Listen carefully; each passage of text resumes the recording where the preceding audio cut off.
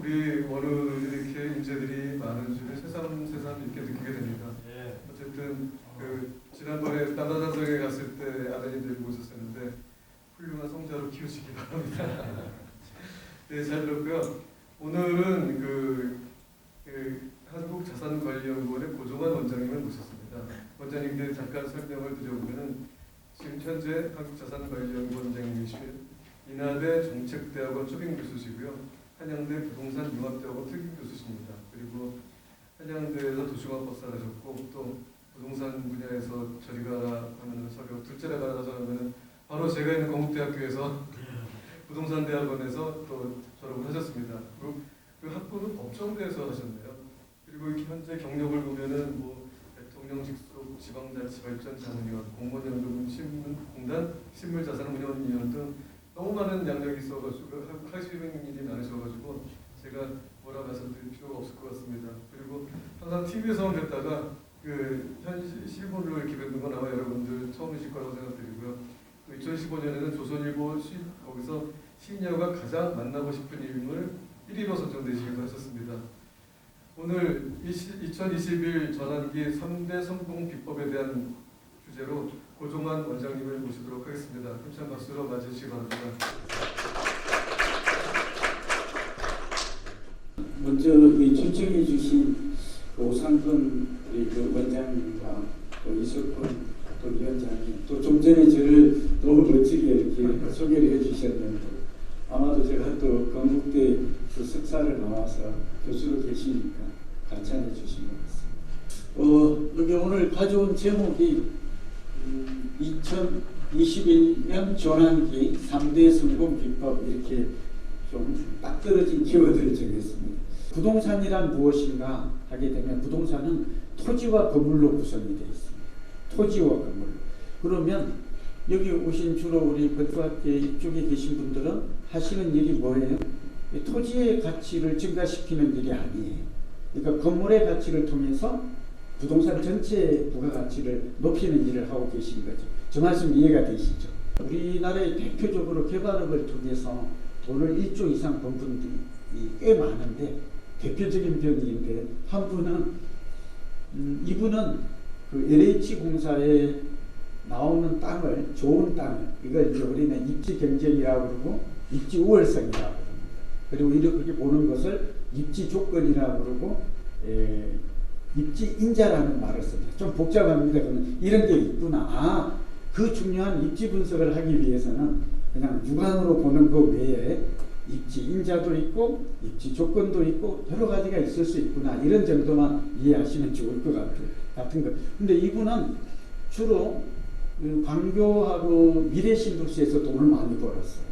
누구라고 얘기하면 다 아실 만한 것 같아서 그냥 그렇게 익명으로 넘어갑니다. 근데 이분을 곁에서 봤는데 선생님들이 하고 계시는 건축의 창의성, 아이디어 이런 것들을 굉장히 잘 활용해요. 집중력이 굉장히 뛰어나고 그래서 이 양쪽에서만 벌어들인 돈이 불과 저는 한 1조 보셨죠 하니까 기분이 좀 안 좋아하시더라고요. 본인은 한 1조 5천 벌은 것 같아요.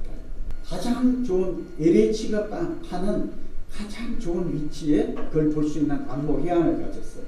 그리고 두 번째는 고민을 통해서 건축사분들이 전문가가 제시하는 것뿐만 아니라 본인이 굉장히 새벽부터 시작해서 계속 그림을 그려요. 가보면 그림만 그리고 있어. 그림. 무슨 그림인가 이렇게 보면 자기 나름대로 그리고 지금까지 종전에 없었던 창의적 작품을 만들고 제가 볼 때는 뭐 대단한 건 아닌데 지금까지 없었던 거예요. 어쨌든 고객이 볼 때는 정말 이거는 좀 탐이 난다. 이렇게 해서 오피스텔과 이런 것들을 주로 지었는데요. 돈을 어마어마한 돈을 벌입니다. 그래서 이거는 토지의 가치를 증가시키는 일은 하지 않습니다. 토지에 가장 적합한 최유용의 건물을 구상하고 거기에 창의를 더해서 높은 수익을 얻는 것을 저는 여러 번 봤어요. 광진구에도 보면 제가 볼 때는 시세와 비교될 수 없는 비싼 아파트를 지어서 결국 팔립니다. 또 한 분은 이분이 있습니다. 이분은 주로 이제 그 고향이나 남한비에서 이렇게 활동하시는데 이분은 LH 땅은 쳐다보지도 않습니다. SH 땅. 그럼 뭐 할까요? 같은 개발 디벨로퍼인데 이분은 야산이나 농지나 이런 걸 삽니다. 그래서 이걸 한 10년의 장기간 걸치죠. 이분은 토지에서 부가가치를 창출합니다. 그러니까 인허가를 받아서 여기서 한 10배쯤 남깁니다. 그리고 여기에 평범한 아파트를 짓습니다. 그러니까 크게 무리를 하지 않는 것이죠. 그때그때 맞추어서. 그리고 똑같이 돈을 벌어요. 이걸 보면서 저는 이 부동산이 얼마나 매력적인지. 그래서 부동산이란 무엇인가 이렇게 정의합니다. 오늘 부동산이란 토지와 건물로 구성되어 있으며 토지와 건물에만 여기서 모든 이익이 발생합니다. 수익. 그리고 위치성을 지닌 지역성, 입지성, 위치성을 지닌 독특한 제한입니다. 여기에 비밀이 있습니다. 그러니까 입지가치, 그 다음에 이제 지역 분석, 그 다음에 위치가 변하는 것. 그러니까 부동산은 지리적 위치는 고정되어 있지만 사회적, 경제적, 행정적 위치는 가변한다. 입지란 환경이며 이렇게 입지와 위치가 다릅니다. 우선 입지와 위치가 시츄에이션 뭐 이렇게 로케이션 좀 다르고 얘기가 좀 길어집니다만 영어의 뿌리는 같아요. 어원은. 근데 이게 일본 사람들이 번역을 하면서 다소 좀 다르게 개념을 세분화한 것이. 일본인들이 이런 거 잘하잖아요. 맹수잖아요. 이런 차이가 있고, 두 번째는 위치는 고정적이고 독점권을 가져요.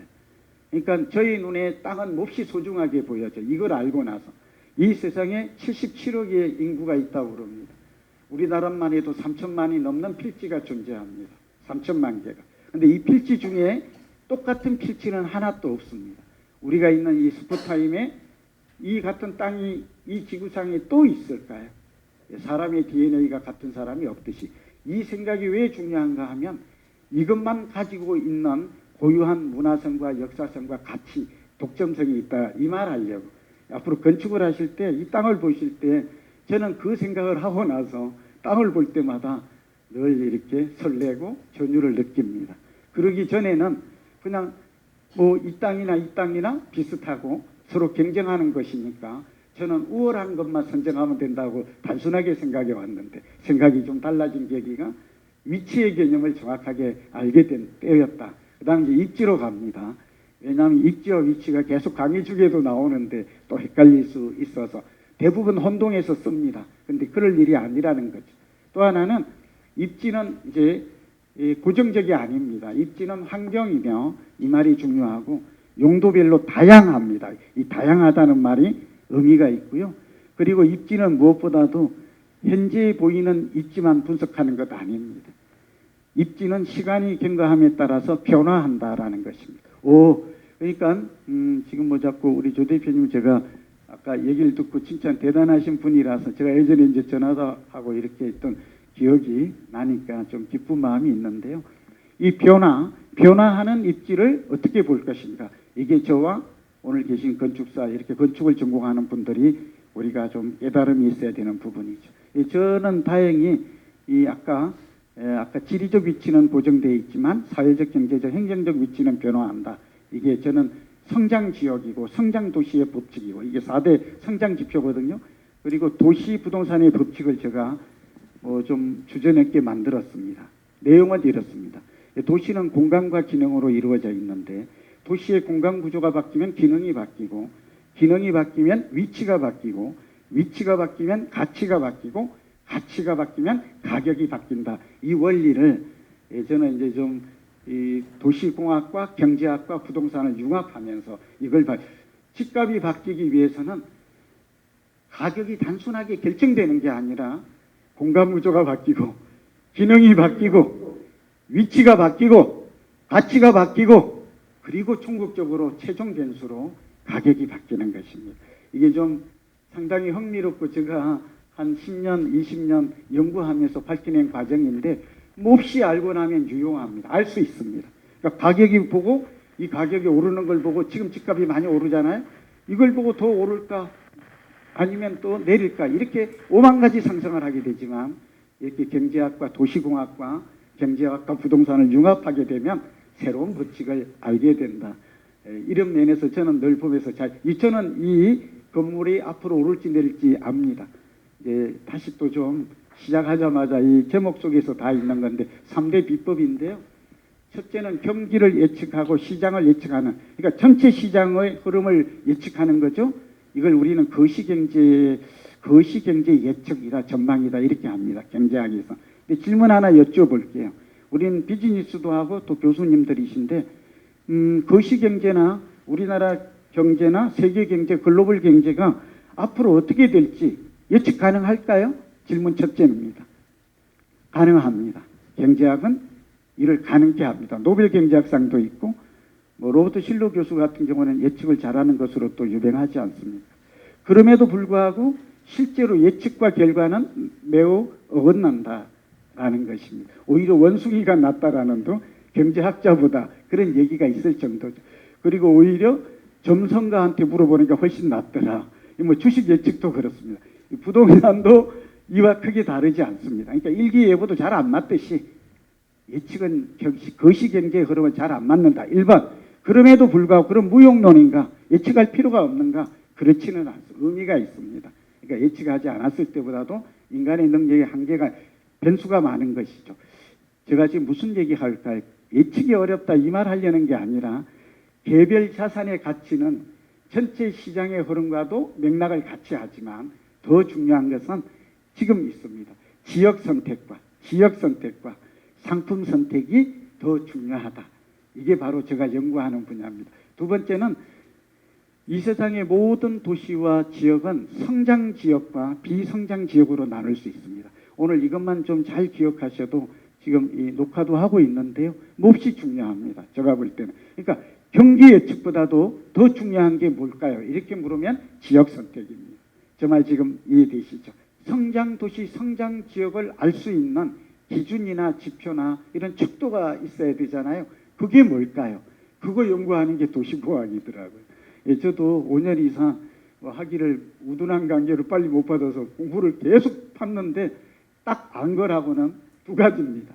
이 모든 도시는 80년에서 100년 사이로 흥망성쇠한다. 성장 사이클과 하락 사이클이 존재한다는 것이고요. 4가지 성장 지표가 있습니다. 그게 인구 구조의 변화 나옵니다. 중요한 것부터 시작을 해서 인구 구조의 변화, 그러니까 인구가 증가해야 됐다는 것이죠. 양적 질적 변화. 두 번째는 소득 구조의 변화입니다. 그러니까 소득이 부동산은 이제 고가 내구재잖아요. 그러니까 구매력이 없으면 의지만으로 살 수가 없어요. 그러니까 구매력을 가진 수요를 우리는 유효 수요라고 합니다. 그러니까 설계하실 때도 사실은 이 부분은 엄청 중요합니다. 이 설계 의뢰하는 분들은 의뢰하는 분의 입장에서는 과연 이게 돈이 될 것인가, 얼마만큼 자산의 가치가 극대화될 것인가, 이게 관심이 많거든요. 설계사가 이것까지 할 필요가 있는가 하는 것인데 사실은 최종적인 구매자가 또 엔드 유저는 있죠. 임차인이 사실은 이런 사람들이 이걸 받쳐줄 것인가에 대한 궁극적 질문을 해야 되는 것이죠. 그래서 인구 구조의 변화, 소득 구조의 변화, 인프라스트럭처의 변화입니다. 인프라의 변화. 이거 좀 주목해야 되는데요. 우리나라는 대개 보면 교통 인프라만 대개 염두에 두고 개발을 하거나 설계하는 경우가 굉장히 많습니다. 이렇게 하면 안 된다는 것이죠. 물론 교통 인프라가 교통 패닉이라고 하죠. 이게 영향이 가장 단기적으로는 크게 와요. 그러나 우리 이 도시공학에서는 인프라를 4개로 봅니다. 하나는 교통이고 두 번째는 문화를 봅니다. 문화, 컬처가. 그런데 이제 어쨌든 문화라는 관점에서는 서울에도 변화될 곳이 꽤 많다라는 얘기를 좀 하고 싶은 거고요. 그래서 인프라는 교통 인프라, GTX, ABC나 신안산선을 보면 너무나 할 일이 많습니다. 그러니까 건축사 하시는 분들이나 건축하시는 분, 건설사가 그리고 부동산 투자하는 사람이 저의 눈에는 앞으로 10년간 정도가 돈을 정말 뭐 대박이란 말 좋아하지 않는데 어마어마하게 아까 제가 돈 번 사람 2사람 얘기했잖아요. 다시 상기 신도시에서도 1조 이상을 버는 사람들이 건설회사 개발업자가 엄청 나올 걸로 저는 그렇게 보고 있습니다. 4번째가 뭐냐 그러면 그러니까 교통 인프라, 문화 인프라, 산업 인프라, 상업 인프라하고 4번째는 행정 계획입니다. 이게 도시공학에서는 몹시 강조하는데 그래서 이제 설계를 하실 때나 뭐 건축이나 지금 뭐 김명구 대표님도 마찬가지죠. 뭐 하실 때 이게 우리나라는 일본과 미국과 좀 차이가 있죠. 우리는 국가나 지방자치단체가 늘 개발 주체가 됩니다. 돈이 나라에 많기 때문이죠. 일본 같은 데는 이제 대기업이나 법인이 많으니까 도시를 건설하지 않습니까? 모리가 대표적인데요. 우리도 이제 앞으로 그런 시대가 오긴 왔어요. 삼성동의 GBC 건물이나 잠실의 롯데 같은 데는 국가가 투자한 건 아니죠. 그러니까 이런 대기업이 들어와서 이 도시를 바꾸는, 도시의 기능과 구조를 바꾸는 이런 일들이 대개조 작업이라고 말하죠. 이런 일들이 앞으로는 일어날 것 같아요. 그러나 지금까지는 국가이기 때문에 행정계획을 잘 보시라, 이런 얘기를 합니다. 이 네 가지가 성장의 지표다라고 말씀을 드립니다. 저는 부동산이야말로 진짜 자산이다. 토지와 건물로 지역성, 입지성, 위치성이란 말, 부동산을 저는 과학이라고 부릅니다. 왜 그럴까요? 여기 선생님들을 비롯해서 많은 사람들이 부동산을 학문으로 인정하지 않습니다. 우리나라 이제 건대가 가장, 뭐 강원대 이런 데가 앞서 있는데요. 근데 그래서 제가 더구나 금융은 금융공학이라고 그래가지고 그건 과학이라고 보면서 늘 부동산만 좀 쉽게 봐요. 예, 부동산을 하는 입장에서 저는 예전에 썼던 책이 부동산은 거기 투자는 과학이다, 이렇게 과학이라는 말을 제가 많이 씁니다. 주창을 하고 있는 것이 일부러. 그래서 부동산은 문제 해결을 위한 정보, 지식, 지혜, 지능. 지능이란 말은 여러 가지 해석이 있죠. 지식과 능력이란 뜻도, 지적 활동 능력이란 뜻도 있지만 문제 해결 능력입니다. 제가 학생들에게 최근에 강조하는 것은 이제 지식과 정보를 넘어서 지혜를 갖추어라. 옳고 그름을 판단하는 것이고 선택하는 것이고 문제 해결하는 지능까지 갖추어라. 제가 이제 좋아하는 말이라서 여러분들 앞에, 석학분들 앞에서 이런 얘기를 합니다. 그래서 굉장히 종합응용과학, 가장 융합적인 사고와 융합적 접근이 또 융합적 지식이 필요한 분야야말로 부동산이다. 미래과학이 중요합니다. 혹시 저는 건축학과 부동산은 인접성 학문이고 연관성이 높은 학문으로 봅니다. 미래의학에서 영감을 저는 얻었어요. 최근에 미래의학의 방향을 아시죠? 두 가지입니다. 하나는 유전자 분석을 하는 것이고, 아까 재밌게 이렇게 하셔서 저도 이런 말을 또 할 수 있게 되는군요. 두 번째는 정밀 분석입니다.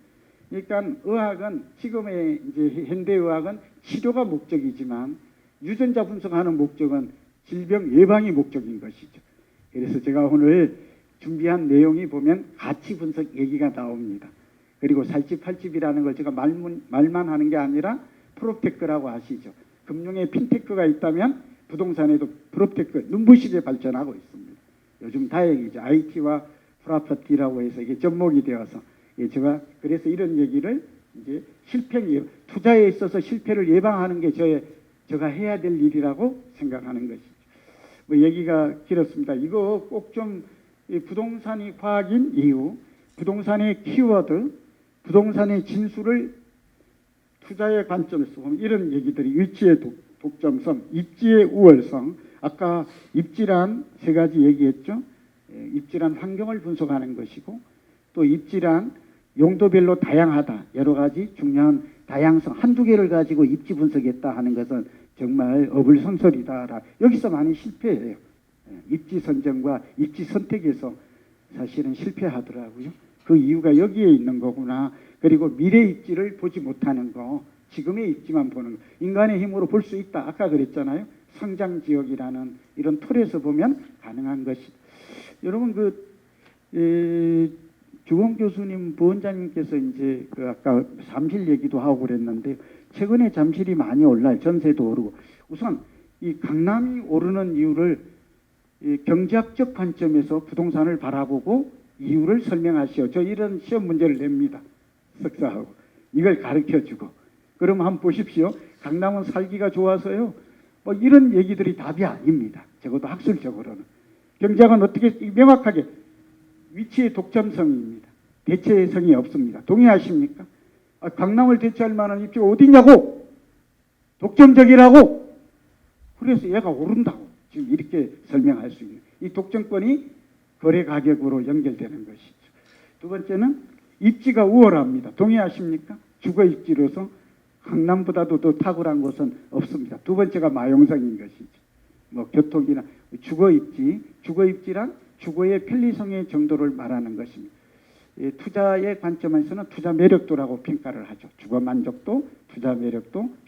뭐 얘기가 좀 길어집니다. 줄이고. 근데 이것만 알아도 왜 강남이 오르는지, 내가 왜 강남에 집을 가져야 하는지를 일목요연하게 이해하는 게 이 이론입니다.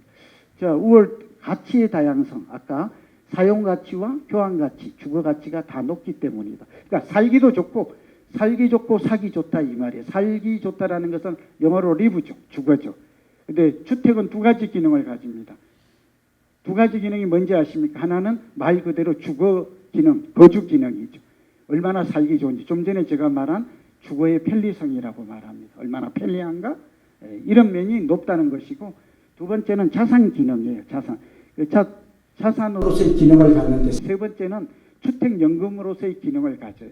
그러니까 주택 하나만 잘 선택하면 일석삼조가 되는 것이죠. 일석삼조. 그러니까 집 하나만 잘 가지면 그냥 노후 문제가 해결이 됩니다. 이렇게 좀 오늘 이해하시면 됩니다. 자, 편익 창출론인데 강남은 왜 비싼가요? 그러면 주거 편익이 높다고 얘기를 합니다. 이 주거 편익, 교통 편익, 우리 자연 편익이란 말을 영어로 베니핏이라 했습니다. 이건 말할 것도 없죠. 창출 효과가 크다라는 것입니다. 편익이 높을수록 어때요?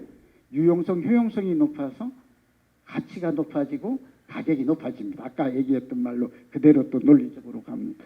재밌어요. 이 하나만 가지고 계시면 응용하면요. 선생님들이 이제 이걸 잘 오늘 되실 거예요. 응용하면 누가 말하지 않아도 누구한테 물어보지 않아도 나는 내가 설계하는 내가 지금 보고 있는 이 땅이 소유하고 이 땅이 오를지 내릴지를 압니다. 가격이. 지금 그거 아시라고. 저는 이 이상의 다른 지혜나 지식이 없습니다. 오직 경제학만 믿기 때문이죠. 그래서 여기 편익 평성 평가가 재밌는데요. 이거는 이런 것입니다. 여러분 가장 제 눈에 어리석은 사람이 누군지 아십니까? 강남에 전세 살다가 집을 살 때 막 전세값이 먼저 오르거든 선행적으로. 그래서 집을 살까 말까 좀 망설이다가 놓쳐버렸어요. 강남은 오르면 이번에도 압구정도 약 10억이 한꺼번에 오르는데요. 한 2달, 3달 걸리나요? 매수 기회를 안 주어요. 우리 사람들은 아니 내가 우연히 좀 생각이 있어서 가봤더니 1, 2억이 올랐다 그러면 따라갈 수 있냐고요. 근데 사실은 따라가야 된다 하는 얘기를 지금 이 결론으로 하고 있는 것이. 따라가야 돼요. 바로 따라가야 돼요. 그런데 못 따라가죠. 그 1, 2억이 적게. 근데 결국은 언제 가요? 10억 정도 오르면 이때는 확실히 가야 된다. 지금 그렇게 생각을 하는 것이죠. 그러니까 이 부동산에 관한 오늘 지금 설명하고 있는 이 지식이 바로 뭐 누군가에게는 몇 천이 아니라 몇억, 뭐 10억이 될 수도 있는 내용입니다. 그렇게 생각하시고 이걸 들으시면 이 말이 얼마나 소중한지 느껴집니다. 편익 편성 효과가 뭐냐? 뭐 아시다시피 인접성 효과와 관련이 있는데 서초동에서 만약에 내가 흑석동에 있는데 흑석동에 아파트를 놓쳤다 그러면 포기하지 말라는 것이죠. 어떤 사람들은 막 제가 이제 1시간 상담료가 100만 원인데요. 많이 오면서 몹시 억울해해요. 막 거의 죽을 상을 해서 막 가슴을 쳐요. 땅을 치면서 왜 이거 샀어야 되는데 샀어야 돼. 근데 그럴 일이 아니죠. 인접성 효과, 밴드웨건 효과를 생각하면 살 곳이 많아요. 바로 흑석동으로 가면 됩니다. 여러분 만약에 잠시를 보다가 놓쳤다. 그럼 강동으로 가면 되고요. 광진구로 가면 돼요. 그리고 만약 광화문에 살는데 경희군의 아침 많이 좋아하잖아요. 언론인들.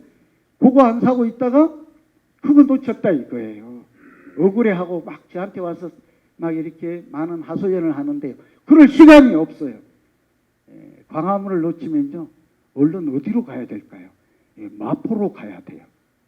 뭘 앉아서 막 땅을 치고 후회하고 막 이럴 시간이 없다니까요. 바로 가면 그것만큼은 안 올라도 버금가게 올라요. 동의하시죠? 아 근데 내가 좀 일이 바빠가지고 좀 마포도 놓쳤네. 그러면 또 나 포기해야 되네. 나 진짜 실망스러워. 여기도 놓쳐. 그럴 일이 아니라고. 제가 여기 지금 액센트를 높이는 이유는 엄청 중요합니다. 이게 다음에도 나타나요. 그래서 여러분 다음에는 절대 놓치지 마세요. 다음 사이클이 온다니까요. 근데 또 마포 또 놓쳤네. 아 나는 또 운이 없어. 이렇게 할 게 아니라 서대문이 또 기다리고 있어요. 어서 오라고. 시간이 없다고. 그 타이밍을 예전에는 2달씩 주더니 이제는 1달밖에 안 줘요. 이유가 뭘까요? 저 같은 사람이 계속 떠들잖아요. 학생들. 가르치잖아요. 석사. 알아요. 이 부동산은. 알았어. 교수님 말대로 이거 놓쳤네. 다음 또 타이밍에 가서 이제 선점이죠. 또 가요. 서대문 놓치면 이제 또 끝인가요? 아이고 또 놓쳤네. 아니에요. 은평구로 가면 또 있어요. 그리고 고향 가면 또 기다리고 있어요. 자 이걸 이 원리를 아는 사람 입장에서 보면 투기 얘기하고 있는 거 아니에요? 이 갭 투자가 5천 들어가요. 많아야 1억 정도 들어간다고요. 돈에 의혹이 있다면 정말 몇십억을 그냥 가서 우리 국가가 그래서 투자 지도를 그려줬다는 거잖아요. 이 풍선 효과가. 뭐 그건 좀 과장된 얘기겠지만, 자, 이거 사라. 다음에는 이거 사라고. 이제 김포 어디로 갈까요? 하니까, 아니, 파주로 가라니까. 강 건너면 바로 파주인데 왜 자꾸 김포만 이래, 이 사람아. 지금 이런 꼴이 되고 있는 것이죠. 좀 이해되시죠? 넘어갑니다. 그래서 이 편성 효과를 잘 활용하면, 여기 저는 압구정을 놓치면 사람들에게 금호동이나 옥수동을 많이 추천했어요. 그리고 여지없이 이번에 맞았어요. 10억 하던 게 15억으로 뜁니다. 저는 아크로 리버파크를 놓쳤다고 저보고 땅 치는 사람 참 많이 봤어요. 아크로 리버파크 평당 1억 1천, 2천 가죠 이제. 이거 지금 어떤 뉴스를 보니까 34평이 제가 알기로 35억, 6억 갔었는데 갑자기 40억에 또 거래가 됐다고 기사가 떴어요. 진실인지 아닌지는 모르겠지만 이건 미친 거 아니에요? 제가 그렇게 되면 반포주공 1단지는 얼마 될까요? 저희는 1억 5천 평당 될 거라 봤는데 다시 수정하면 압구정과 반포주공 1단지는 이제 2억 원까지 갈 수 있다. 이렇게 나름대로 부득이하게 이게 가격을 좀 예측을 수정해야 될 상황에 놓이게 되어 있어요. 블랙홀인데요. 요즘 일산이 안 올랐죠? 뭐 김현미 장관이 이것 때문에 굉장히 곤혹을 치렀잖아요. 자기 아파트 가격도 모른다고 일산은. 근데 이 일산마저도 일산이 안 오르는 이유는 우리가 블랙홀, 그러니까 고향 창릉 신도시가 이걸 가져가고 있어요. 근데 다행히 제가 볼 때는 남양주가 지금 이런 얘기가 많았잖아요. 왕숙 신도시가 들어서면 다산이나 지금 신도시가 죽을 것인가 하는 건데 다행히 GTX-B 이런 라인들이 다 지나가고 있어서 별내나 이런 것들이 오히려 제가 볼 때는 인접성 효과를 누릴 가능성이 더 많아요. 그러니까 그 편익을 뭐라고요? 신도시가 들었을 때 신도시가 가지는 높은 주거 편익을 그 지금 기존 도시가 누릴. 이 판교와 분당이 대표적이죠. 그래서 저는 분당에 집 가진 사람은 지금 살기가 좀 뭐 녹물 나오고 벌레가 나옵니다만 절대 팔지 말라.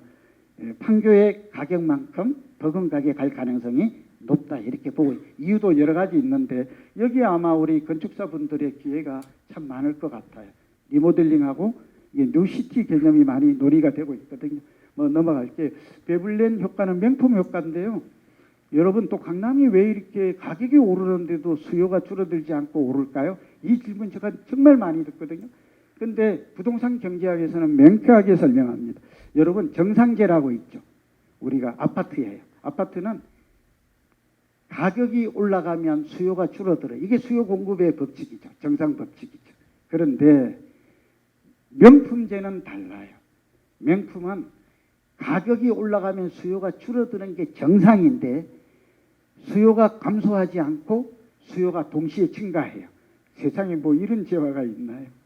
그게 베블리엔 효과입니다. 그게 무슨 뜻일까요? 샤넬과 구찌나 루이비통이 가격을 올립니다. 그러면 그걸 안 사고 있던 사람도 나도 사고 싶어 이렇게 심리적으로 이걸 베블리엔이라는 학자가 이걸 연구한 것이죠. 정말 그러니까 강남은 어떻게 돼요? 초기에 가격이 오르면 가격이 오르니까 사람들이 안 살 거 아니야. 안 살면 그러니까 수요가 줄어들면 가격도 좀 뭐 많이 오르지 않거나 또 제자리로 올 수도 있겠지. 이런 생각은 굉장히 잘못된 편견이라는 것이죠. 명품을 바라보는 생각이 뭐라고요? 올라가면 올라갈수록 사고 싶은 욕구가 더 커지고 있고 실제로 구매력을 가진 사람은 실행을 하게 된다는 것이죠. 너희는 못 사, 나는 살 수 있거든. 이걸 보여주는 겁니다. 근데 요즘 빌라가 안 오르잖아요. 근데 여기 중에 혹시나 자녀들에게 오늘 이 순간 중요해요. 빌라라도 사주고 싶다. 그러면 제가 또 꿀팁을 드릴게요. 왔으니까. 근데 우리가 다 여기 몰리면 안 되기는 해요. 네, 그렇긴 한데 한번 들어보십시오. 이걸 우리는 열등제 이론이라 그래요. 아주 재미있는 이론이 있어요. 뭔지 아십니까? 빌라는 아파트에 비해서 열등제죠. 기편제죠. 그래서 어떤 특징이 있을까요? 가격이 내리면 수요가 증가해야 되는 게 정상인데 가격이 내리면 수요도 감소합니다. 이게 그러니까 재건축, 그러니까 뉴타운 해제 지역이고 조건이 그래요. 공공 재건축을 하는 것들이 뭐 신문에도 났으니까 신문에 의존해서 설명을 하죠. 근거를 가지고 제가 뭐 어디 뭐 무슨 위원이나 이렇게 특별하게 받은 거기서 캐낸 자료가 아니니까 신문에 이렇게 보면 공공 재개발 지역이 좀 빨라져요. 근데 대상이 어디냐? 뉴타운 해제 지역인데 주민들이 동의를 한 70% 해야 돼요. 이렇게 되면 공공 재개발 지구로 공급을 늘리기 위해서 빠르게 해주겠다는 게 8.4 대책의 그런 내용들이었거든요. 근데 여기에 빌라들은 그래도 하나 사면 우리 자녀들에게 잘 고르면 지금 좀 투기가 불었다고 할까 성북 장이 뉴타운 쪽이었어요. 빌라가 소형이 얼마 안 했어요. 한 1억 5천. 그러니까 전세 가격 차이가 없었던 거죠. 전세 뭐 1억 넘겠죠. 뭐 10몇 평짜리들 13평도 있고 이런 것들이 굉장히 거래가 안 되다가 이게 이제 공공 재개발 한다고 그러니까 이런 것들이 꽤 많이 올라가서 한 5천 주고 갭 투자했던 것들이 한 1억 5천 정도 뛰었어요. 그러니까 노는 것보단 낫잖아요. 그러니까 1억 5천도 불려면 어렵거든요. 그러니까 이제 투기꾼들이야 여러 개 샀겠지만 뭐 이런 부분도 하나 있고 두 번째는 저는 약간 이 밴드웨건 효과를 많이 활용하는 거 이게 부자가 되고 싶으면 부자 곁에 있으라고 행복하고 싶으면 행복한 사람 곁에 있으라고 뭐 그런 격언이 있잖아요. 두 가지 사례를 꼽을게요. 하나는 한남 뉴타운이 저게 땅값이 8천에서 1억 2천 뜰 때 저는 뭘 고객들에게 적은 돈으로라도 뭘 사야 되겠다 싶은 사람에게 그거 8천에서 1억 2천 갈 때 그거 따라가서 추격 매수하세요. 그렇게 말할 수는 없죠. 그렇죠. 전 그런 거 싫어합니다. 오른 뒤에 절대 뒷부분 그건 제가 양심도 그렇거든요. 옳지 않은 방법이라고 생각해요. 그건 뭘 했을까요? 그 옆에 바로 5천에서 6천만 원 되는 연립이나 이런 게 많았어요. 좀 이해되시죠? 자, 조금 설명이 필요한데요. 뭐 더 많은 중요한 얘기들이 오늘 학술적으로 나누어야 될 부분이 너무 많아요. 그래서 지금 그게 어떻게 됐을까요? 그것도 1억이 갔어요. 그러니까 적은 돈으로. 그러니까 한남 뉴타운이 뜰 때 뉴타운만 보지 말라니까요. 그 돈이 막 10억씩 하고 20억씩 들어가고 평당 1억 2천씩 가는 10평짜리가 10억 가는데 그걸 왜 보냐고요. 그 옆에 가면 전세 끼고 땅값도 절반에다가 그럼 다음에 어떻게 될까요? 얘도 옆에 될 수도 있고 그 편익을 다 누린단 말이죠. 제가 압구정 얘기 또 하나 할게요. 제가 좋아하는 게 사실은 가장 좋은 데가 압구정과 용산과 저는 삼성이라고 봅니다. 미리 저보고 세 군데를 꼽으라면 최고의 앞으로 미래의 주거지, 고급 입지가 대체 불가능한 좀 바뀌는 것이죠. 뭐 하여튼 저는 그렇게 사람마다 다릅니다. 근데 저는 그렇게 보고 있죠. 그런데 압구정 아파트가 비싸다고 지금 오르기 전에도 비쌌다니까요. 그래서 저 같은 경우는 거길 추천을 못했어요. 돈이 뭐 몇 억밖에 없는데 돈이 한 5억 있는데 자꾸 압구정 가고 싶어요. 그러면 대출도 안 되는데 이게 말이 안 되잖아요. 20억 하는데 어떻게 갑니까? 그러니까 제가 생각한 대안이 뭐라고요? 인접성 밴드웨건. 뭘 샀을까요? 소망교회 옆에 그 연립과 빌라가 싸요. 절반. 근데 지금은 그것마저도 거의 많이 뛰었어요. 대지집은 토지 가격에 그런 법칙에 의해서 좀 이해되셨죠? 5억이면 샀다니까요. 대출 좀 받아가지고. 그래서 그 살던 분들은 거기서 학군도 갔잖아요. 백화점도 같이 쓰잖아요. 같은 동네에 살잖아요. 근데 사람들이 아까 빌라는 열등제라고 말한 거와 지금 배치되는 역발상을 좀 하고 있는 것이죠. 예외를 말하고 있는 것이죠. 너무 많아요. 양재동 지금은 이제 삼성동 옆에 삼성동이 앞으로 한 10가지가 돼. GTX-A, GTX-C 해가지고 위례 신사선 뭐 이래가지고 교통도 들어서고 너무 변화가 많거든요. 그러다가 영동 또 지하는 또 이 뭐 박원순 시장 뭐 어쨌든 유고가 돼서 어떻게 갈지 모르지만 그런 계획이 다 잡혀 있다고요. 그러면 아파트는 이제 엄청 올라갈 더 오른 아파트가 그 아이팍이에요. 사실은. 그건 또 안 오른 이유가 있어요. 그것까지 설명 안 할게요. 또 주민이 들으면 기분이 나쁠 테니까. 근데 그것도 좀 올라갈 여지는 있고 저는 돈 전세 끼고 사면 한 5천만 원 주고 살 만한 것들이 양재동이 지금 R&D 기지로 바뀌고 있고 강남이 오르는 거에게 필터링 효과인데 이거 잘 보십시오. 강남은 또 왜 올라요? 지금 한 10개가 나온다니까 이 짧은 시간에 엄청 공부. 그러면 얘가 앞으로 오를까 안 오를까 그러면 이걸 가지고 한번 대입을 해보시라니까요. 보시고 여기 해당이 돼 안 돼? 해당이 안 되는데 그러면 내가 보기에 주관적으로 좋아 보이고 가격이 안 올랐으니까 저평가되어 있으니까 올라갔다. 안 올라갑니다. 안 올라갑니다. 평균 이상 안 올라갑니다. 그 얘기를 지금 하고 싶은 거예요. 여러분, 주거 사다리가 있습니다. 주거의 사람은 소득이 높아지면 끊임없이 말할 필요도, 인간의 기본 욕망이잖아요. 욕구잖아요. 예, 그러니까 생략하고. 근데 주거 사다리 피라미드의 정점이 어디에 있어요? 질문입니다. 정점이 어디죠? 그게 현재는 강남입니다. 그걸 10년 이내에 바뀔 것 같지가 않습니다. 대체도 불가능합니다. 그럼 어떻다고? 오늘 얘기를 잘못 들으면 저 새끼가 강남에 집이 강남에 있는 모양이구나. 그러니까 오늘 강남 예찬을 하러 마음을 단단히 먹은 것 같은데 지금 그 얘기가 아니고요. 경제학적 관점에서 바라보면 그래서 정부도 좀 알았으면 좋겠어요. 오르는 이유를. 주거의 정점에 있는 것은 사다리를 타게 되는 것이죠. 그러니까 말하자면 예전에 뭐 이부망천, 그 말이 옳은 말은 아닌데 양천으로 올라면 힘들다니까요. 양천에서 망하지 않으면 2부, 이혼하면 부천 가고 망하면 인천 간다 이렇게 돼 있었잖아요. 예, 좀 웃어주세요. 네. 그런데 역으로 다시 거꾸로 인천에서 목동까지 올라면 바로 못 온다니까요. 일반인이. 어디를 해야 돼요? 거쳐야 돼요. 부천을 거쳐서 금천을 거쳐서 구로 정도는 왔다가 한 3단계는 거쳐야 비로소 내가 이제 드디어 목동 왔네. 목동 와서 여의도에 이제 가까운 거야 이제. 그리고 목동 오면 또 종점이 아니에요. 뭐라고요? 내가 돈만 좀 더 있어봐. 그래서 목동이 예전에 제2의 강남의 위상을 이룬 거예요.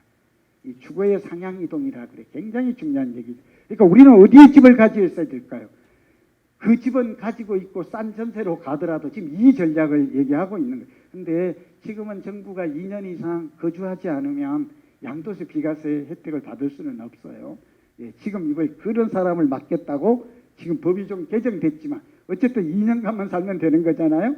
그러니까 제 얘기는 그게 강남입니다. 그러니까 강남에 오는 방법은 아까 제가 말했죠. 뭐 양재나 잠실이나 삼성동은 빌라가 없어요. 그리고 삼성동은 땅값이 너무 비싸요. 주거지가 지금 8천 가요.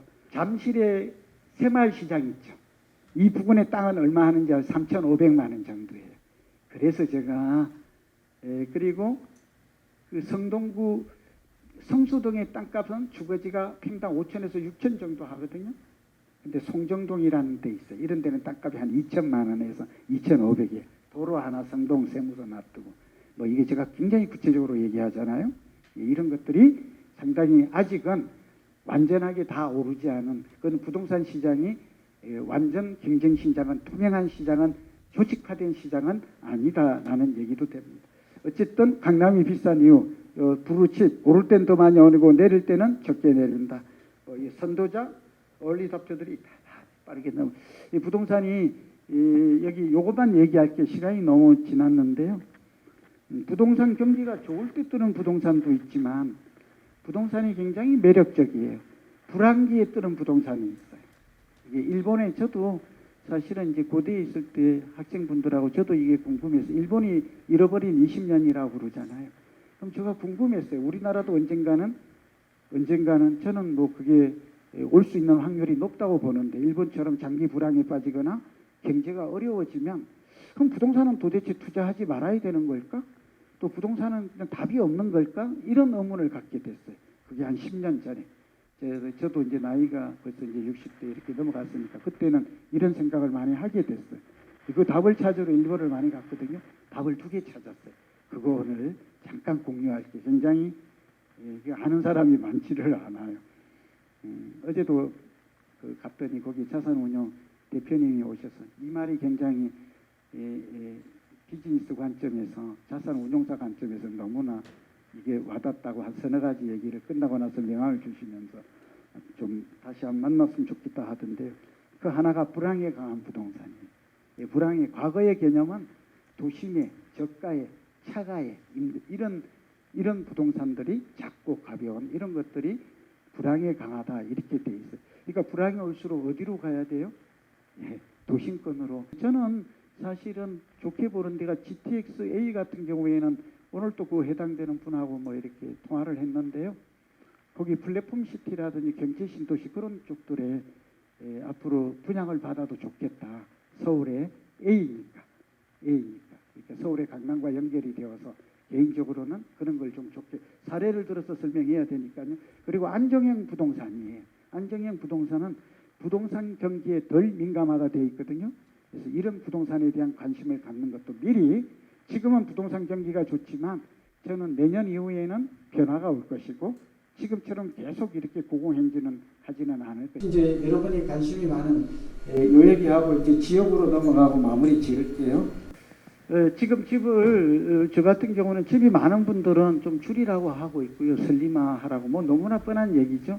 이 종부세 세금으로 보면 물러설 것 같지 않아요. 어떤 사람은 자꾸 버틴다고 그러는데요.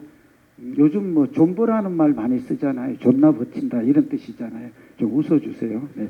그 여성분들은 이거 욕설 아니에요. 그냥 씁니다. 그냥 요즘 뭐 유튜브에서 그냥 쓰는 뭐 용어인데요. 그거보다는 저는 좀 줄이는 게 좀 맞다고 보고 계속해서 고공행진하다기보다는 좀 상승폭은 둔화될 것 같은데 두 가지만 기억하세요. 하나는 전세값이 오르면 집값은 안 떨어집니다.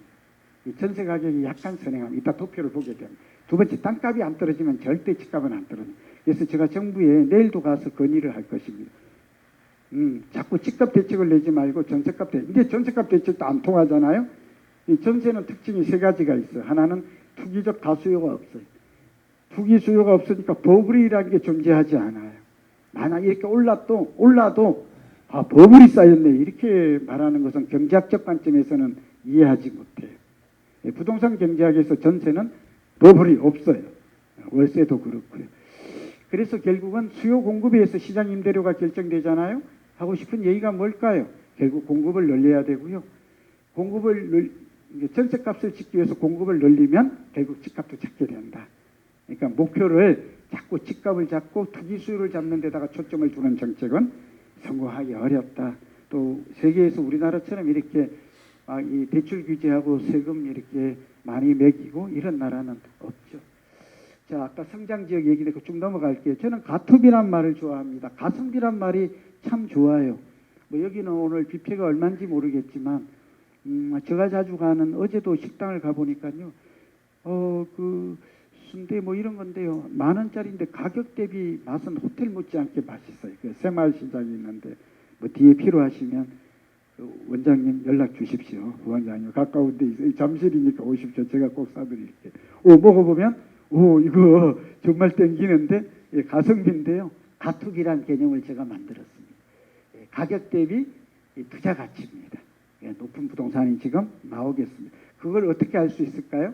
오늘 비밀입니다. 이게 건축하시고 설계하시는 분들은 이거 하시면 아마 의뢰인하고 대화가 굉장히 풍요로워집니다. 오늘 들었던 얘기를 이 땅의 아까 위치의 독점성, 입지의 경쟁과 우월성을 파악하고 얘기를 해주면 고객 만족은 최고도로다라는. 그리고 얘가 지금 땅값이 올라갈 것이다라는 걸 내가 알고 있다면 성장 지역이죠. 아까 위치의 가변성과 사회적, 경제적, 행정적 위치는 가변한다 그래. 네 가지를 알고 그 분석하면 어렵지 않거든요. 인구 구조, 인구 증가하냐, 밀도죠. 그다음에 소득 증가하냐, 세 번째 인프라가 변하고 있느냐, 네 번째 행정 계획이 존재하냐 이런 거고요. 또 하나 이거 좀 어렵죠. 그러면 3밀도론을 지금 하나 설명드릴게요. 이건 정말 저만 아는 내용이고 노하우인데요. 미국 교과서에서 봤어요. 제가 국민연금의 대체투자위원을 몇 년째 7년째 하면서 느낀 건데요. 외국인들한테서 좀 배운 거예요. 그러니까 쓸모가 있어요. 3밀도론이에요. 잠깐 들어보시고 꼭 해놨다가 이거 건축 의뢰하는 분하고 대화하면 정말 효과 짱이에요. 제가 이 건물주 보고 이거 오릅니다 하고 설명해 주면 너무 좋아요. 100만 원이 아무것도 아니에요. 본인이 듣고 싶은 평생 듣고 싶은 얘기를 저를 통해서 듣잖아요. 그리고 그냥 내 생각에는 오르래요. 어떻게 알아요? 딱 보면 알겠는데 나는 직감과 인사이트가 있다니까 바로 이런 식으로 하면 이거는 객관이 아니에요. 조금 설명이 힘들어도 저처럼 이렇게 구체적으로 세분화해서 자 인구 밀도해 다 아는 내용이죠. 제가 여기 캠프에 엊그저께 본사 여기 참 서울에 임직원 특강을 했거든요. 가봤더니 신논현령이 또 난리가 났어. 저도 오래간만에 가봐. 요즘 안 가봐가지고 나 공사한다고 난리야 막. 근데 여러분 사람들이 지나가는 사람들 이것들이 그냥 공사 끝난 지가 얼마 됐다고 또 시작을 하네. 막 이런 소리를 해요. 저의 눈에는 그렇게 보였겠냐고요. 변화가 보였죠. 입지의 변화, 미래 어떻게 바뀔까? 정말 가슴이 두근. 예전에 제가 심사 많이 출전했잖아요. 심사 여기 꼬마 빌딩사라고 했었는데 실제 샀어요. 작년 말에 올해 초에. 평당 1억 주고 이면에 샀는데 지금 땅값이 1억 5천 됐어요. 이 사람 목소리가 흥분이 들떠 있어요. 예? 저도 이렇게까지 오를 줄을 몰랐죠. 그래서 지금 다시 좀 얘기를 하면 산밀도론 얘기할 때 여기 굉장히 오래 기억하기가 쉽고 써먹기가 좋아요. 첫 번째는 인구 밀도예요. 그 다음에 상가나 건물은 건축 밀도가 높아야 돼요. 덴시티. 아시게? 이건 여러분 전공이잖아요. 저보다도. 그래서 밀도가 높아지고 있다면 변화가 입지의 변화가 온 것이고 이거는 땅값이 올라간다라는 것은 명확한 하예요. 굉장히 중요한 밀도를 보라. 인구 밀도를 보라. 그래서 제가 보니까 앞으로 거기가 인구 밀도가 몹시 높아지겠어요. 그래서 이 공사가 끝나고 나면 신분당성 전장성이 끝나고 나면 여긴 사람이 더 몰릴 텐데 여기 상권은 활성화될 터인데 여기 땅값은 더 오를 텐데 여기에 부동산을 가진 사람은 더 부자가 될 텐데 여기까지 쭉 연결이 되는 저의 눈에는 예사롭지 않죠? 이게 그렇게 잡혔어요. 아니, 그 며칠 전에 두 번째가 첫 번째는 인구 밀도라고 말씀드렸고요. 두 번째는 자원 밀도라 그래요. 리소스 좀 기억해 놓으세요. 굉장히 자원이 뭐예요? 인간 생활에 있어 필요한 물건이라든지 모든 것들이 자원 아니에요. 이 자원이 그러니까 강남이 왜 비싸요? 그러면 자원 밀도로 인구 밀도로 설명이 됩니까? 자꾸 증가하는데 강남은 인구가 그러니까 이거 설명되죠. 또 밀도로도 설명이 돼요. 그러니까 여기 이쪽에서도 설명이 되고 다른 이론에서도 설명이 될 때 이를 우리는 공통적이라고 그러고 확실하다고 말할 수 있어요. 삼중에 검증이 되고 있는 거죠. 그러니까 1번 인구 밀도, 2번 자원 밀도 딱 같다라니까 세 번이 심리적 밀도예요. 이 부분이 조금 설명이 필요하죠. 심리적 밀도는 부동산 데니엘 그 행동경제학에서 쓰는 말인데요. 알아두면 너무나 쏠림 현상이에요. 그냥 설명이 옆에다가 쏠림 현상. 무슨 뜻일까요? 나도 강남 사고 싶어. 나도 똑돌아 한 채 사고 싶어. 나 어디 가고 싶어. 이게 심리적으로 밀도가 쏠린 이 밀도예요. 그러니까 여러분 여기가 땅값이 올라야 부동산 가격이 오르죠. 건물은 감가상각되니까. 오늘 답 다 나왔죠. 이 산밀도로만 가지고 고객에게 차 한잔하면서 식사하면서 설명을 해도 그리고 여기에 해당이 될 때 설명하면 무척 흐뭇해하고 얼마나 고마워하는지 몰라. 자, 넘어갈게요. 가투비에서 좀 그런 얘기가 좀 나와서 그리고 3.3제곱미터당 땅값 요거 꼭 적으십시오. 아파트 가격이 저평가 고평가 돼 있나는 많이 올랐다 내렸다가 아니에요. 이게 핵심 지표인데요. 굉장히 유용해요. 제가 특허 받은 거거든요. 이런 걸 가지고 특허 받나 싶은데 제가 받아놨습니다. 못 쓰겠고 아무도 없었으니까 부동산학의 이론이 없어. 대개 아까도 34평짜리가 아크로 리버파기 신반포 아크로 36억이다. 34평이 34억이다. 만약에 이렇게 됐었을 때 평당 1억이잖아요. 건축기준. 이거는 올바른 투자의 척도가 아니에요. 오늘 굉장히 중요해요. 한 그릇만 더 들어갔어요. 대지 지분. 그 대지 지분을 계산해서 건물은 30년 되면 감가상각 되잖아요. 산정 가치가 제로로 되잖아요. 제 좋은 비법이에요. 예를 하나 들게요. 요즘 저한테 많이 오는 고객 중에 제가 잠실 있거든요. 같이 있는데 우리 그 주원 교수님은 잘 아실 텐데 그 잠실 주공 5단지가 대장주예요. 요즘 엄마가 뜨잖아요. 아시아 선수촌이 요즘 떠요. 제가 좀 그 사무실이 거기에서 살거든요. 두 개 중에 뭘 살까?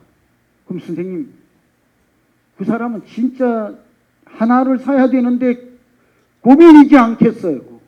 굉장히 큰 고민이죠. 근데 저는 100만 원 받고 간단하게 해결해 줍니다. 아주 간단하게 합니다. 그냥 나머지는 100가지입니다. 그냥 결론은 그게 뭘까요?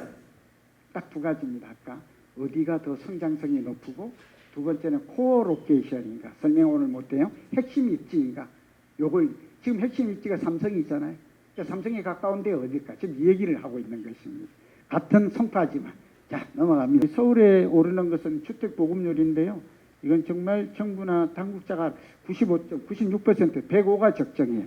무슨 말일까요? 정부는 지금도 공급이 부족하다는 걸 확실히 인정하고 있지 않아요. 참 답답한 일이죠.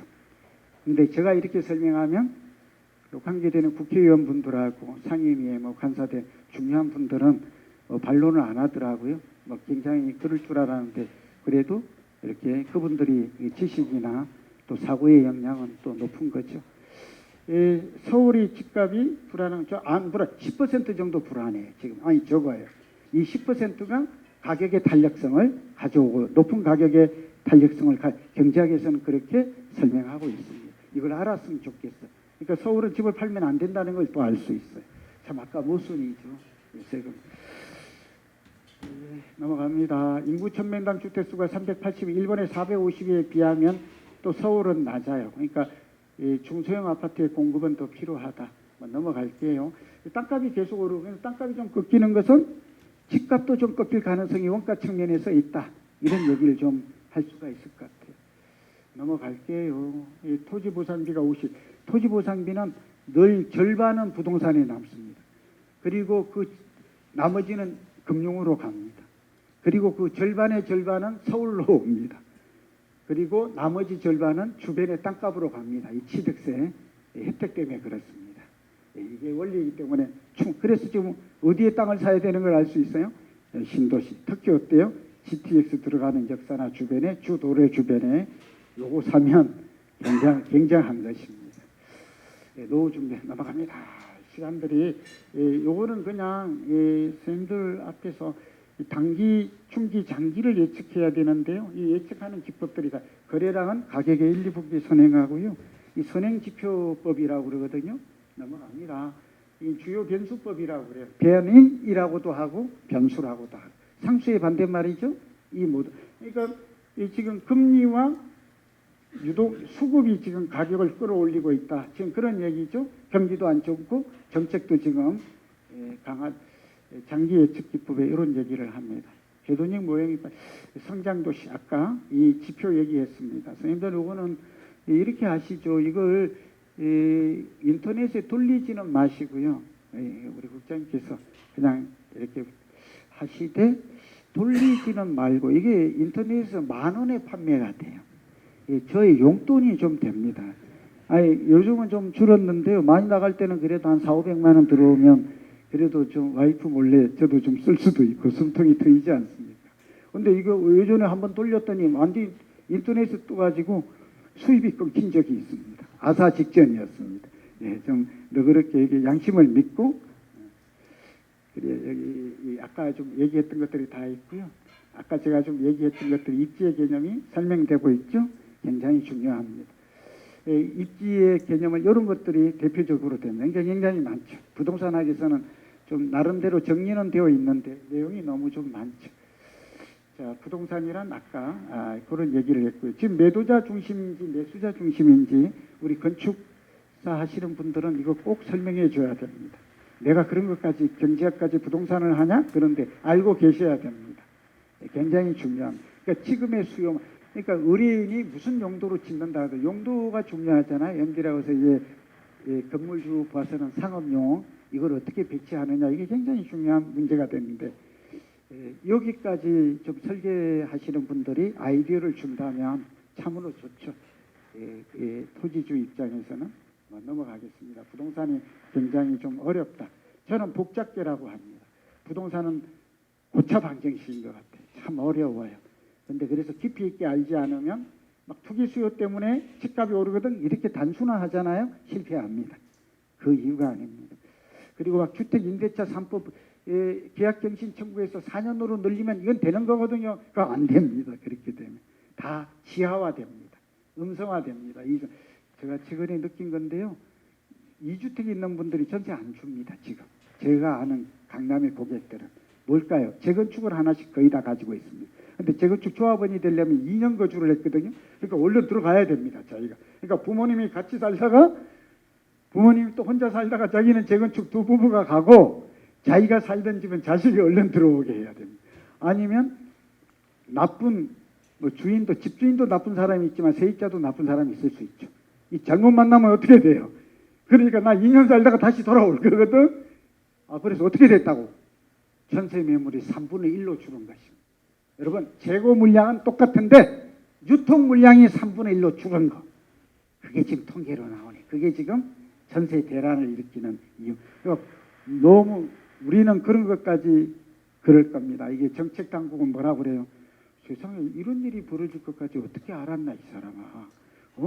거주 조건을 하면 투기가 안 물 줄 알았지. 이게 지금 이렇게 돌아가지고 전세가 이렇게 돼가지고 또 전세가 오르고 지금 이런 일들이 복잡해져. 그런데 우리는 이게 다 예산이 재고가 되는 거죠. 넘어갑니다. 여가 과정했고요. 넘어갈게요. 금리는 뭐 이렇게 그러니까 한 내년 정도 되면 저희가 제로 금리 될 것 같습니다. 오늘 팁입니다. 여러분 지금 플러스 금리입니다. 0.5. 그러다가 마이너스 금리가 되면 부동산이 거의 급등합니다. 어쩌면 폭등할지 모르겠어요. 이런 얘기 참 조심스러운데 우리 학계의 모임이니까 있는 그대로 하죠. 무슨 뜻일까요?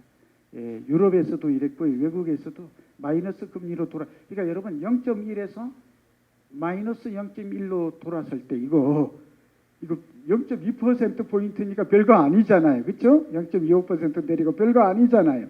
별거 아닌 게 됩니다. 그 이유는 두 가지인데요. 수혜자는 대출자가 됩니다. 너나 예금자는 최대 피해자가 됩니다. 그리고 대출자는 세 가지 혜택을 보게 됩니다. 어떤 혜택을? 이자를 안 내도 됩니다. 대출 이자가 마이너스가 되면 당연하죠. 제로만 돼도. 이자가 없으니까 연체 이자가 없습니다. 연체 이자가 없으니까 독촉 전화가 안 옵니다. 좀 웃어주십시오. 네. 그러니까 지금은 대출자가 불안한 게 뭐냐고 이자가 자꾸 난다고. 두 번째 이자를 혹시라도 한 두 달 빠뜨리면 막 연체 이자가 물려지고 또 독촉이 비팔친다고 막 언제 갚을 거냐고 은행에서 힘들잖아요. 근데 그런 일이 없어져요. 그리고 전화가 없어요. 그리고 전화가 딱 한 번 온답니다. 언제? 30년이 되면 다 갚았다고. 그러니까 대출 많으신 분은 오늘 좀 편안하게 들으시고 어쨌든 마이너스 금리 제로로 가는 그리고 마이너스로 가는 순간 전혀 다른 부동산 세상이 옵니다. 이미 유럽과 독일은 그렇게 됐답니다. 이건 거짓이 아니고 팩트입니다. 반대로 가는 이거는 그냥 넘어갈게요. 아까 새로운 이 트렌드, 주거 문화, 라이프 스타일이 확 바뀌. 자산 관리 분야가 큰 변화가 올 것 같아요. 이 대폭 성장할 것 같아요. 지금도 그렇죠. 지금도 주식과 부동산이 자산의 대표 양대 축인데 도심 회기에서 정반대 현상이 이제 수도권 외곽 지역에도 좀 관심을. 저는 농가주택, 전원주택 뜰 것 같아요. 이제 새로운 우리가 아이디어만 낸다면 새로운 기회가 수요를 창출. 공세권, 숲세권, 한강 이런 것들이 지금 미세먼지, 코로나 이런 건강에 대한 관심이 높아졌죠. 제가 꿈꾸는 세상 하나 얘기할까요? 저는 이렇게 하려고 합니다. 저는 은퇴하면 이게 동참하면 좀 우리가 학회에도 저도 가입을 해야 되겠는데 동의하시면 이런 생각을 갖습니다. 돈이 많은 그러니까 노후 빈곤, 노후 파산, 노후 난민이 같은 단어인 거 아시죠? 맨 처음에 노년이 빈곤해진대요. 그 다음에 그 중에 한 40%는 파산을 한답니다. 또 우리나라는 46%가 지금 노년이 65세 이상 빈곤한 상태예요. 46%가 굉장히 많죠. 빈곤해요. 일본은 한 40%가 빈곤하다는 거거든요. 이대로 오래 가면 어떻게 될까요? 5년, 10년에는 파산이 일어난답니다. 노년 파산.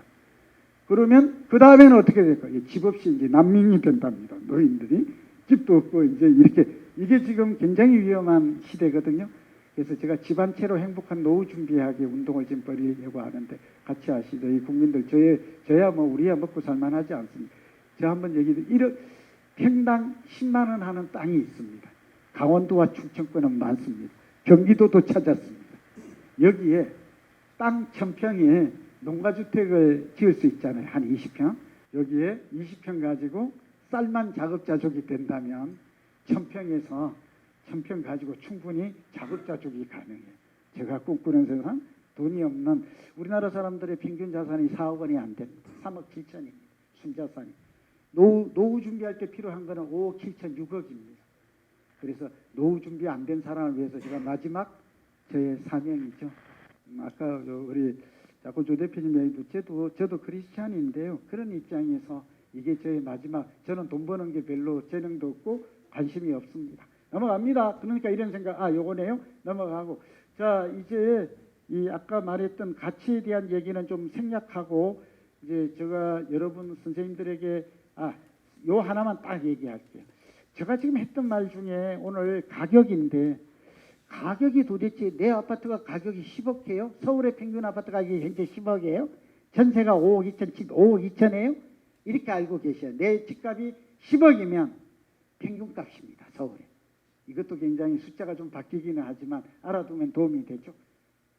근데 여기 하나 부동산 경제학에 좀 비밀이랄까. 저는 그렇게 보는, 우리 일반인이 잘 모르니까 보십시오. 내 아파트가 10억이면 이게 10억이 어떻게 도대체 결정이 되었을까? 좀 궁금하지 않아요? 저는 궁금했어요. 막 이렇게 저렇게 하다 보니까 10억이 됐겠지 이렇게 생각할 수도 있고. 그런데 부동산 경제학은 3단계로 설명합니다. 요거 오늘 우리 지식인 분들에게 도움이 됐으면 뭐라고요? 이렇게 설명합니다. 우선 발생을 해야 합니다. 그 다음에 두 번째는 형성을 해야 됩니다. 그리고 세 번째는 결정이 돼야 됩니다. 세상에 아파트 가격 하나 결정되는데 이 많은 과정과 많은 요인과 많은 구조 속에 복잡하게 결정이 된다는 걸 알아야 됩니다. 가격을 볼 때요, 굉장히 이 가격은 그냥 우연히 발생한 게 아닙니다. 아주 전 요 하나 보십시오. 아까 아크로 리버파크는 한 34평이 40억 가는데 왜 40억 가요? 그러면 유용성입니다. 요거 참고로만 하시라. 요것만 설명할게요. 뭘까요? 살아보니까 내가 36억 사고 34평이 살아보니까 나 그러기 전에 20억 주고 다른 데 살다가 왔거든. 근데 강남에 34억 주고 와서 내가 지금 살아보니까 한강 쫙 돼 있지, 커뮤니티 잘 돼 있지, 학교 다 있지, 불편한 게 하나도 없거든.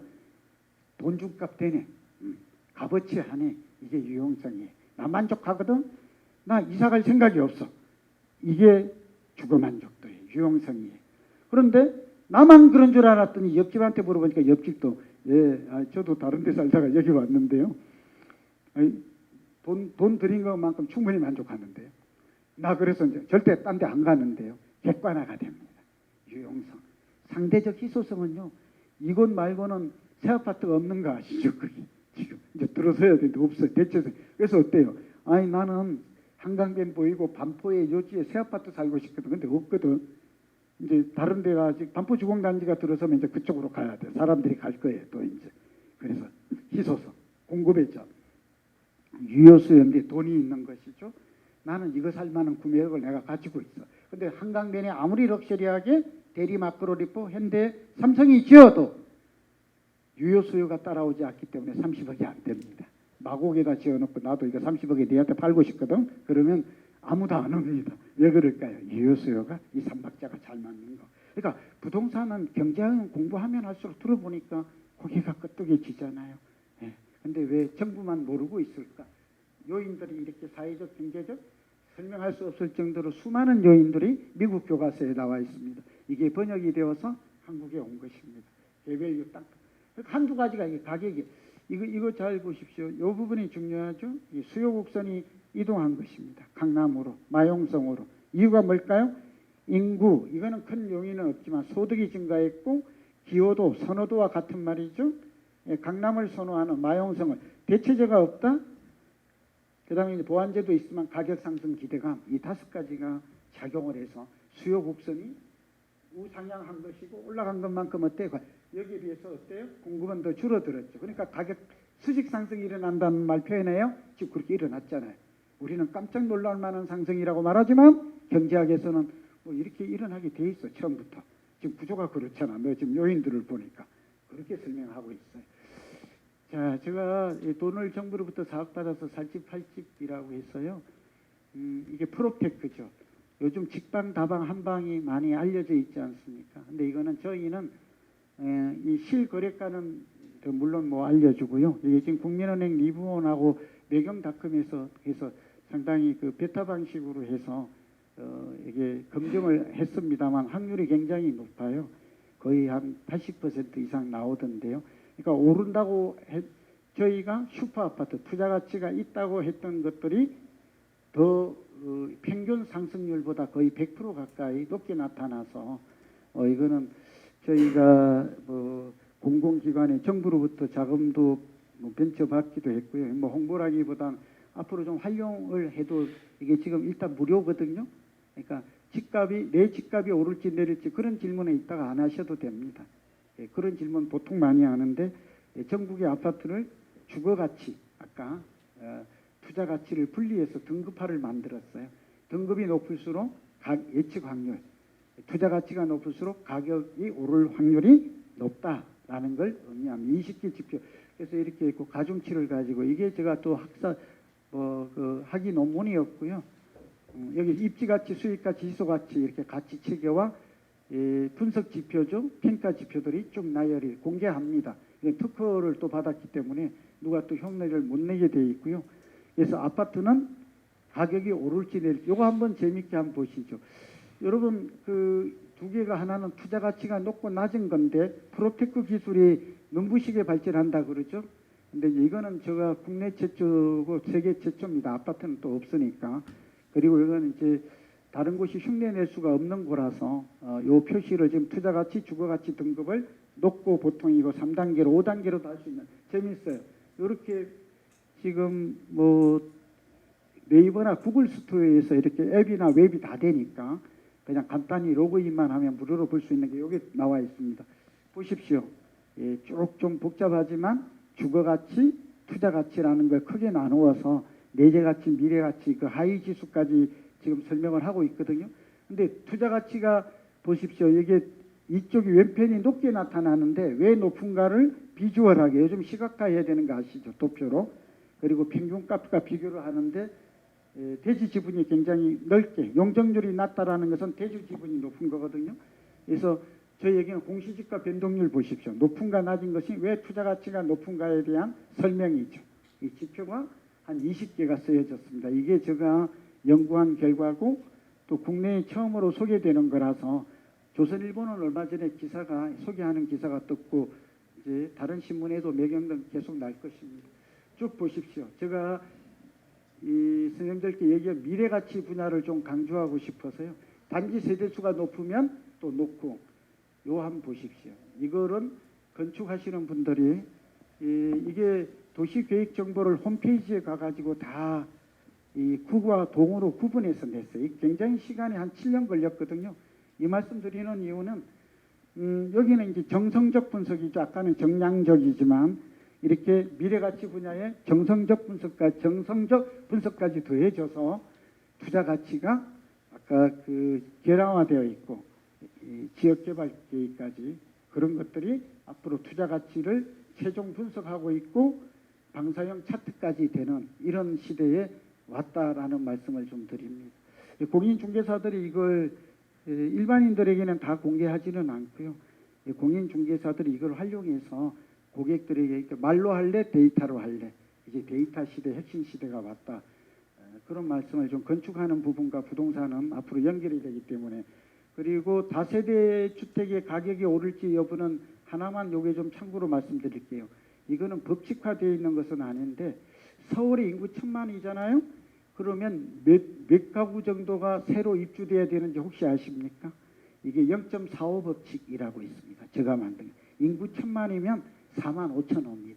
춘천에 그대로 대입할 수 있죠. 인구 100만이면 이게 적정한 입주 물량이에요. 그런데 내년에 입주 물량이 지금까지는 연 4만 호 정도가 서울에 입주가 됐어요. 그러니까 부족한 게 5,000호였어요. 그게 누적이 되어서 지금 공급 부족이 되었다. 1차 하나, 의미 하나. 그럼 이해되시죠? 아, 그동안 5천 가구씩 부족했어. 처음에는 별거 아니었어. 근데 10년 동안 부족하다 보니까 이게 쌓여버렸거든. 그래서 어떻게 됐다고? 이제 좀 많아졌어. 그게 지금 전세난과 집값을 오르기는 원인이 된다는 것이죠. 그래서 0.45%. 근데 내년에는 25,000으로 반쪽이 난대요. 그러면 서울의 전세값은 어떻게 되죠? 그래서 내년에 많이 늘어날 게 다세대 다가구의 붐이 일어날 거예요. 이게 뭐 도시형 생활주택이 이거는 왜냐하면 지으면 지을수록 전세값으로 건물값이 다 빠져나오거든요. 그러니까 집주인에 봐서는 손해날 게 없어요. 전세값이 오른 때문이죠. 굉장히 이런 변화가 예측이 가능합니다. 그리고 연립주택은 그 거점 지역인 아파트 땅값이 1억이면 연립주택 땅값은 7천에서 8천 보면 됩니다. 연립은. 그 다음에 다가구 있죠. 다가구나 다세대 주택은 한 60 내지 70 정도 보면 됩니다. 60에서. 이것도 땅값을 알려주는 거. 그러니까 가격이 아니라 가치가 가격을 결정한다는 거예요. 가치를 알려준다는 거는 이 토지주의 입장에서는 엄청 중요하고 고마운 얘기예요. 이 한마디가. 어떤 사람들은 저 앞에 너무 고맙다네요. 그러니까 지금 아시아 선수촌 아파트가 평당 1억 가거든요. 땅값이. 압구정이 2억 간다 그랬잖아요. 이것도 지금 굉장히 중요한 가격 격차가 너무 큰 거 아닌가? 이런 생각을 좀 하나 갖게 하는 것이고요. 두 번째, 그 옆에 있는 그 4천만 원이에요. 단독주택이. 단독은 50%가 적정해요. 이 계산법을 적용하면 굉장히 많은 유용한 정보를 기준으로. 자, 이제 서울의 신축 아파트는 지금 이런 것들이 투자 가치 높게 나오네요. 한 달에 한 번씩 업데이트 됩니다. 그러니까 뭐 살집 팔집에 오시면 이걸 확인할 수가 있고요. 구축 아파트는 이런 것입니다. 재건축을 산다면 이런 거 재건축. 아까 구축은 10년에서 30년 된, 저는 수서와 이런동이 조금 덜 오른 것 같아요. 강남에서는 그렇게 보고 있어요. 대치동이나 반포가 아니라. 이 굉장히 정확하죠. 덜 오른 것들, 그리고 대지 지분이 넓은 것들. 인천은 최근에 송도하고 청라가 쑥쑥 위로 올라오고 있네요. 이것도 이게 많이 오르고 가격이 많이 오르면 좀 내려가요. 서울 넘어가겠습니다. 여러분보다 더 잘 알고 이게 3, 7, 12 4도시면 용산을 위로 끌어올려야 되고 용산은 한 10개 정도, 강북의 대장은 용산이 될 것 같아요. 한강변이 있고요. 서울 생활권 관문 넘어갈게요. 뭐 시간 때문에 여러분 저는 GTX ABC와 그 다음에 신안산선은 이 신설 역세권은 교통 편의 창출 효과라고 그래서 굉장히 도시의 공간 구조를 상업을 바꾸죠. 주거 기능이 좋아지죠. 굉장히 많은 변화가 서울에 너무 변화가 많아요. 돈이 없어서 그렇지 돈만 있다면 서울에 돈 벌 기회가 한 3년에서 길게 보면 10년 동안 많이 오는 것 같습니다. 뭐 저는 아까 삼성동, 아까 우면이나 이런 쪽은 좀 빌라 같은 걸 보아도 된다 그랬죠. R&D 기지가 들어가고 거기 화물 터미널이 재개발이 됩니다. 용산은 맨하튼처럼 통째 정말 용산의 핵심 위치는 용산공원입니다. 용산공원. 용산의 핵심 위치는 용산공원. 삼성동의 핵심 위치는 GBC가 되고 잠실의 핵심 위치는 제2롯데월드가 됩니다. 핵심 코어가 중요하다. 그 곁에 있어라. 곁에 있어. 그 다음에 이 지하화되면 여기에 따른 굉장히 도시에 주는 파급 효과가 크죠. 동부간선도로가 가장 클 것 같아요. 넘어가고 서울 세종 고속도로는 뭐 말할 것도 없죠. 이미 용인의 그 SK 허브, 하이닉스 허브 같은 경우에는 땅값이 서너 배에서 많게는 10배쯤 올랐고요. 일기 신도시 좀 유망한 곳을 보고 있습니다.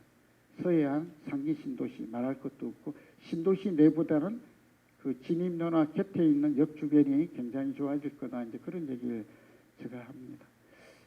좀 넘어가고 지방은 빼겠습니다. 저도 시간이 백세 시대 저는 이제 이렇게 해서 마쳐야 돼. 자, 아이고 생각보다 시간이 좀 오래 지난 것 같아서 좀 죄송합니다. 제가 저도 내일 아침에 일찍 조찬 모임도 있고 한데 여러분들이 중요하고 또 많은 분들이 또 언제 또 뵐지도 모르고 소중한 시간인 것 같아서 저도 최선을 다했습니다. 선생님 건강하시고 행복하십시오. 고맙습니다.